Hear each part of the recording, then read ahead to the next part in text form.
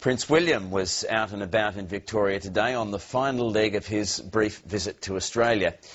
He dropped into bushfire-affected communities around Whittlesea this morning and then travelled to Melbourne, where he's attending an Australia Day reception. Our reporter Michael Rowland has followed the Prince's progress all day and joins us now from Government House. Michael, what sort of a reception have Victorians given him?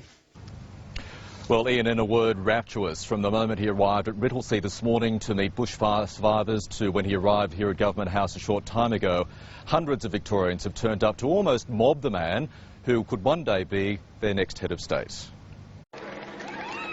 Victoria is the last stop on Prince William's whirlwind visit to Australia, but interest in the future king is far from waning.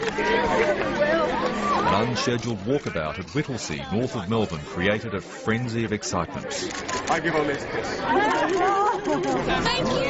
The Prince was in town to learn about the bushfire recovery effort.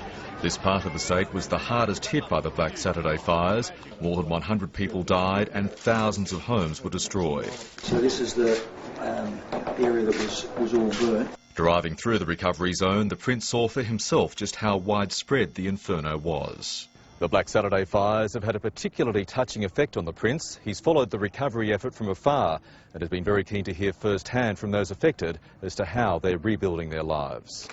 People like Richard and Diane Fox, who lost their home and are now living in a cabin as they rebuild. It is an honour. I mean, it's not every day that royalty comes to walk on your wonderful block of land. And it's not every day royalty gets behind a barbecue, but that's exactly what the Prince did at a community gathering in nearby Flowerdale. He just had some lettuce and tomato and, you know, all the normal Australian barbecue things, and yeah, he was a nice fellow.